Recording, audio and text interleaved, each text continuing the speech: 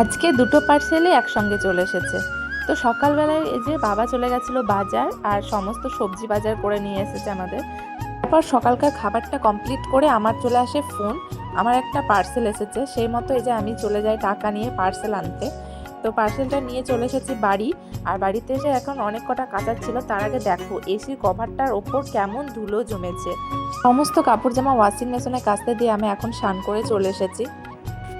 ছেলেকে স্নান করে দিয়েছি, এবার ছেলেকে ভাতে দিব, কার্টুন দেব, ছেলে ভাত খাবে, তাই তো?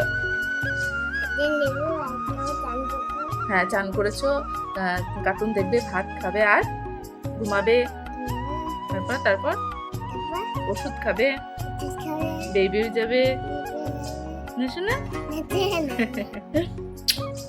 তারপর এই যে ঝিওল মাছ, কলা, আলু দিয়ে মা পাতলা করে ঝোল করেছিল, সেটাই ছেলেকে খাইয়ে দিলাম। আর বাইরে দেখো কি পরিমাণে বৃষ্টি হচ্ছে।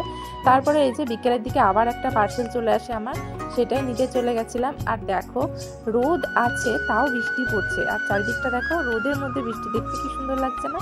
তা চলো পার্সেলগুলো এখন খোলা যাক। আমি কি অর্ডার দিয়েছি সেটাই তোমাদেরকে দেখাবো। তো প্রথমে যেটা অর্ডার দিয়েছিলাম সেটা হচ্ছে আমার হাজবেন্ডের বকার চোটে আমাকে অর্ডার দিতে হয়েছে। মানে ব্রাশগুলো আমি একটা খাপের মধ্যে রেখে দিই, তো সেটা ওর পছন্দ না। সেই মতো এই যে কভারগুলো মানে ঢাকা দেওয়া ওরকম জিনিসটা কিনেছি। আর তারপর কিনেছি এই জিনিসটা আমার খুবই সুন্দর, মানে আমার খুবই সুন্দর লেগেছে। তোমাদের কেমন লেগেছে অবশ্যই কমেন্টে জানাবে। দেখে এটা তোমরা বলো তো এটা কি মনে হচ্ছে। এই জিনিসটা যাদের ছোট বাচ্চা তাদের জন্য খুবই উপকার। মানে নিয়ে রাস্তায় বেরোলে যে গ্লাসের মতো দেখো জল খাওয়ানো খুব সুবিধা। তারপরে এই যে বিকেলবেলায় চলে গেছিলাম কাকিমাদের বাড়িতে, আর একটা কাকিমা বিপত্তারিণী পুজো করেছিল, সেই প্রসাদ দিল।